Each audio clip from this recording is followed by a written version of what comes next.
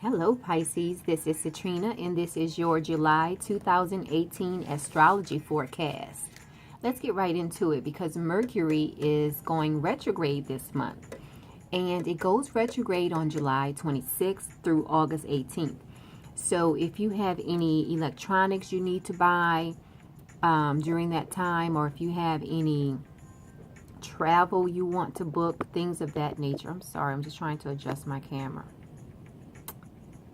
Alrighty, can you see that? All right, that's pretty good. So if you have any travel you need to book, do it before Mercury goes retrograde, either before Mercury goes retrograde or after he's out of the retrograde period. If you have any electronics you need to buy, do that. Buy it before Mercury goes retrograde or wait until after he's direct.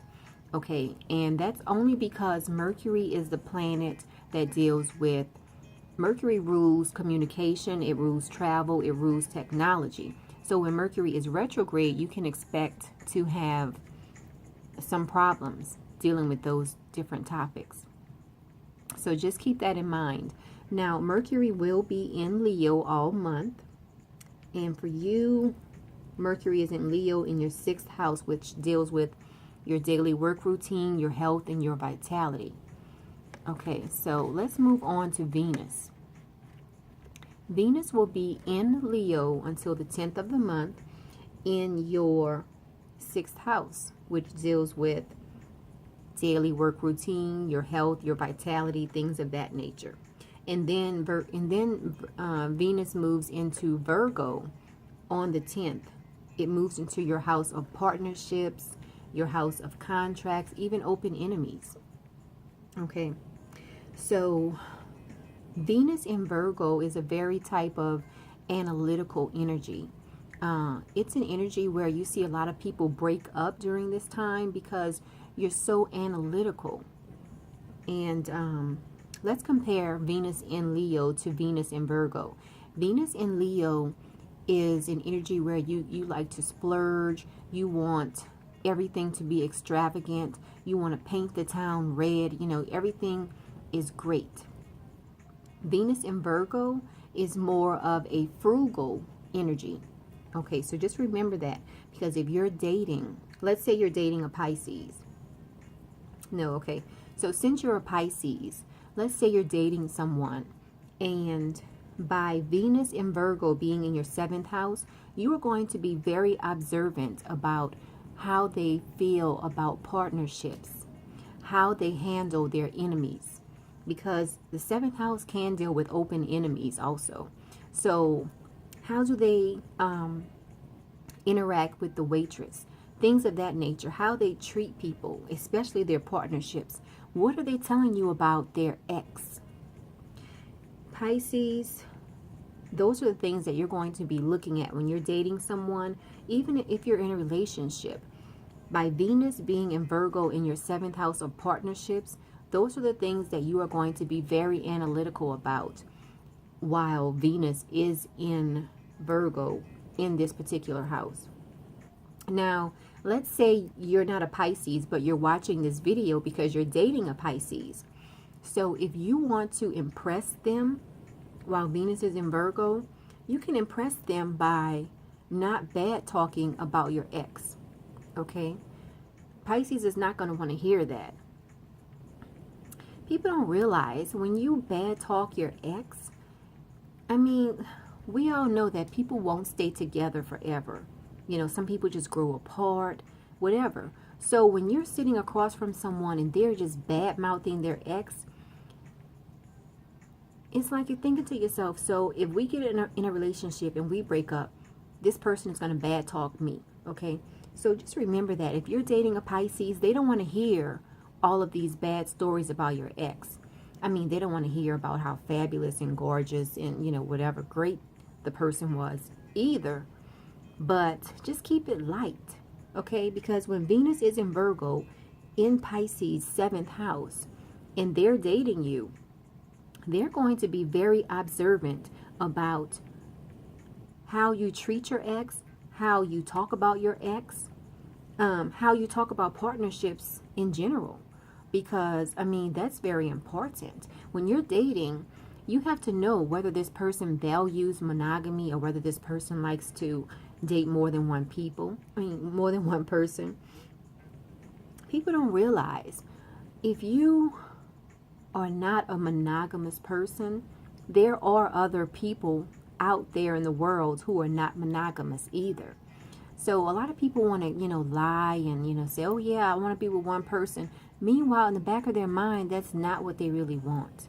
So things like that. This Pisces is going to be very observant about how you feel about partnerships. What type of partnerships do you want? How do you treat your enemies, people that you don't like? Okay, so if you want to impress a Pisces, don't badmouth your ex. Tell them about how you value relationships, whether it's monogamous relationships, whether it's polyamorous relationships. That's how you impress a Pisces this month. So if you're dating a Pisces and you're watching this, this is how you're going to impress them this month. At least this is how you're going to impress them while Venus is in Virgo in their 7th house. Now also, if you want a synastry reading, let's say you're dating someone, if you send me your birth date, their birth date, and little bit of other information, I can superimpose your chart to their chart and tell you what areas you're compatible in, what areas you need to work on, things of that nature. So this reading, this is a general reading using a solar chart, and a solar chart is what's used for the horoscopes you read in the paper, things of that nature. So this is a solar chart. It's a general chart for all Pisces, okay? So if you want to know exactly what's in your chart, if you're a Pisces, or if you're dating a Pisces, if you want to know exactly what's in their chart, visit my website, and I have a link that you click on for readings, and you scroll down and you click on synastry readings. Make the payment, send me the information, and I'll send you all the information you need to know how compatible you are to this person. So let's keep moving on. Okay, so that's Venus. Now, this is just a reminder. Mars is in Aquarius all month, and it is retrograde. It will be retrograde until August 26th. It did go retrograde last month. Now, for you Pisces, Mars is in Aquarius in your 12th house. Your 12th house deals with places of isolation. It deals with subconscious topics, things of that nature. So until August 26th, all of those areas, you're really not going to want to do much related to those areas. So just keep that in mind. Okay, right there. Let's move on, because Jupiter goes direct. Jupiter has been retrograde in Scorpio. For you Pisces, Jupiter has been retrograde in your 9th house. The 9th house deals with long distance travel. It deals with higher education, dealing with people from other cultures, things of that nature. So anything you've been thinking about surrounding those topics, you'll start seeing action in those areas.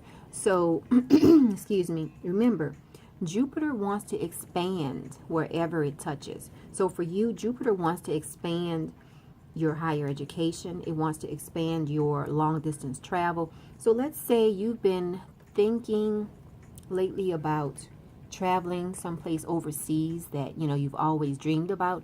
This is a great time. When Jupiter goes direct, this is a great time to plan that trip.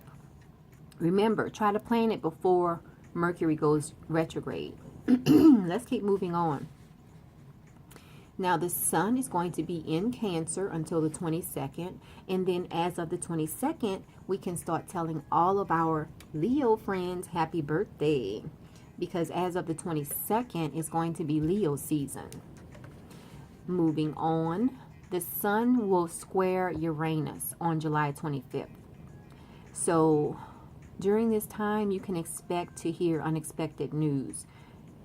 It will happen on July 25th, but you can expect to hear the news a few days before or even a few days after this date. So let's look at your chart, because let's see where these planets fall for you in your chart. Okay, let's see. For you, the sun is in Leo in your 6th house, which deals with health and vitality. It deals with your daily work routine. And then Uranus is in your third house, dealing with communications. So for you, you might hear something, maybe the gym that you work out at is opening a new location closer to where you live. You might hear that type of communication. It's like something that's going to be unexpected that you hear. Now remember, it could be good news, but more than likely it's going to be something challenging. So on the flip side of that, you might hear that the gym you go to is moving farther away, which will require you to, commit to a bit of a commute just to get to and from the gym. Something like that will happen. You hear about something like that. Also, you might hear from your doctor that you need to pay more attention to your health and your vitality. So you might get a communication from your doctor saying, hey, you need to, eat better, exercise, whatever. That's just an idea, because this is going to be something that's unexpected. I mean, the doctor telling you you need to eat healthy. I mean, we all hear that from our doctors. But just expect to hear some unexpected news surrounding your health, vitality, or your daily work routine in conjunction with your short distance travel, siblings, neighbors, and communication. Look for unexpected news around those areas. It could be news relating to anything, but because the Sun and Uranus fall in those two houses for you, it more than likely will be news surrounding those two topics. So let's keep moving on, because the new moon is going to be a partial solar eclipse. Now let's talk a little bit about let's talk about what is a solar eclipse. So basically, a solar eclipse happens when the moon is between the sun and the earth. Okay? Now, everyone will feel this energy. It's an energy of transformation, taking action, things of that nature. Now, even though most of us will feel this energy, we have Aries, Cancer, Libra, and Capricorn. They will feel it the most. Now, this energy will affect us for the next 6 months, and it is a preview of what to expect next year. Now, remember, this is an energy that deals with transformation. It deals with taking action. However, it is in opposition to Pluto. So you might hear about some type of world crisis or some type of drama around that time. But it looks like it won't be directed to you. Okay, so since it's a new moon, I'm going to pull one card to see what you should concentrate on, Pisces, at this new moon. Now, for you, the new moon is going to be in Cancer, in your house dealing with creativity, fun, romance. So let's see what you need to concentrate on. Now, this house also deals with kids. So let's see what you need to concentrate on at this new moon, Pisces. What do you need to concentrate on? Ooh, love begins. Let me just look at your chart and see what's going on. Love begins. Oh, you in your partnership house, you have Venus in Virgo in your partnership house. So maybe you've been dating someone for a while and you're checking them out, and you finally start talking about committing to each other. I mean, you do have Venus in Virgo. Venus in Virgo is about analyzing partnerships. So you could very well around this time commit to a partnership with whoever you're dating. This is for those of you who are single. Now, I'm just looking further at your chart. Love begins. Yeah, that's what it looks like it is for you. It looks like those of you who are single, you will be committing to a partnership. Maybe you're getting engaged. Maybe you're getting married. I guess some of you will get married during this transit. Venus in Virgo. Now, Venus is going to be in Virgo between the 10th and the 31st. So I wouldn't be surprised if some people, a lot of you out there, are getting married around this time. If you've already scheduled everything and you're going to walk down the aisle this month. Now, for those of you who are in committed relationships, this denotes that you will have a newfound love for your partner.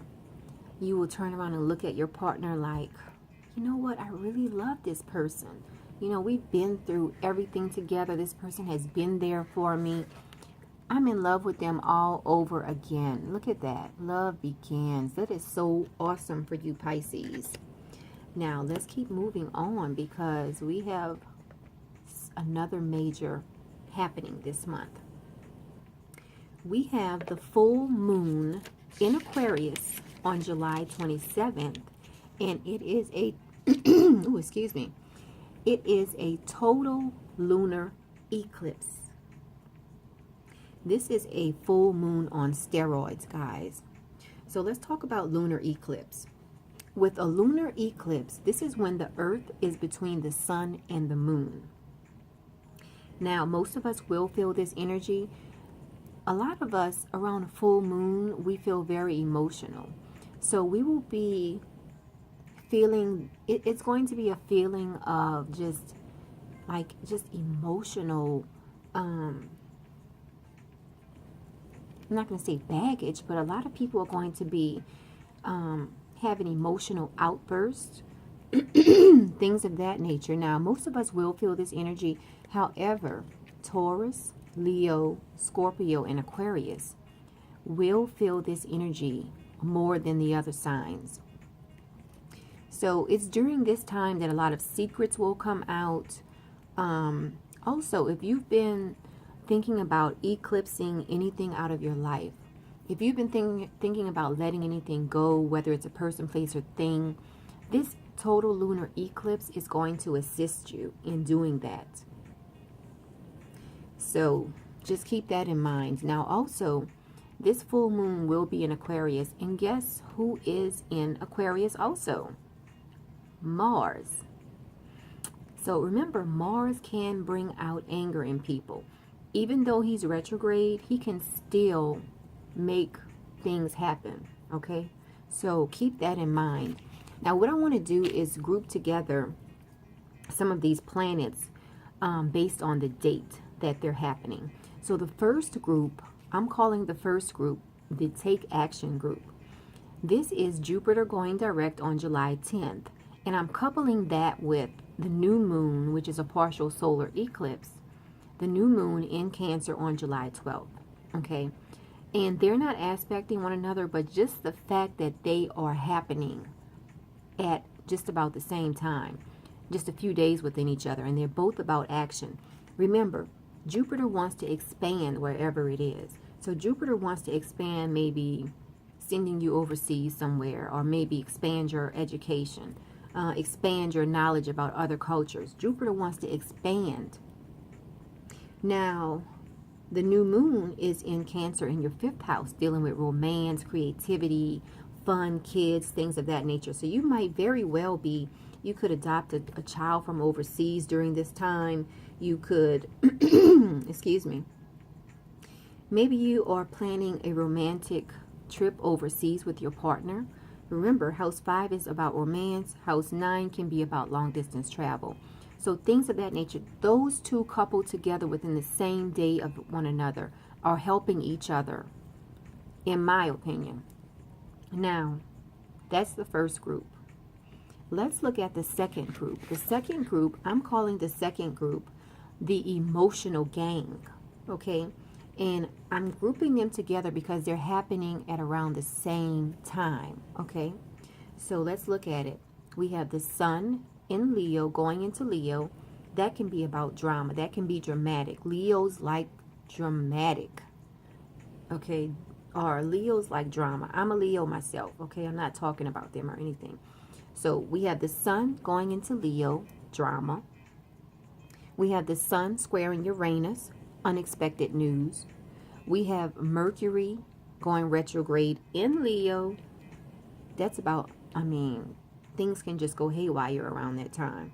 And then we have the full moon in Aquarius, which is an emotional bag of energy waiting to bust. That's on July 27th.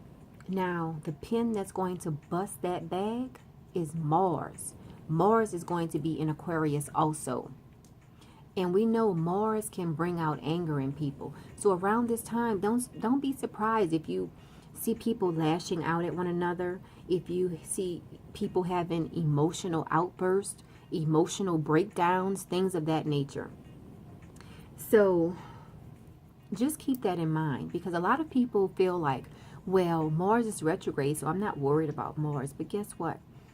Mars is still Mars, whether he's retrograde or not. And I've been telling this story about the vicious dog. I've been comparing Mars to a vicious dog this month. So let's say you walk around in a neighborhood and you always see this vicious dog, and it's always barking and growling and trying to get at you through the gate. So one day you walk past the gate and the dog is not barking or growling. So you feel like, oh, I can reach out and pet the dog today. It's not barking and growling. So you reach out and try to pet the dog, and the dog bites you. Why? Because even though the dog was not barking, it's still a vicious dog. Same thing with Mars. Even though Mars is retrograde, Mars can still bring out anger in people. So just keep that in mind. Now, this is going to be a very emotional time for a lot of people. So you just remember, you have to remain calm, because a lot of people don't know about, what's going on with the planets and everything. So you have to remain calm. And now one thing that's going to help you to remain calm during this emotional time is the fact that Uranus and Saturn are in a good connection with one another, and they're both in earth signs, okay?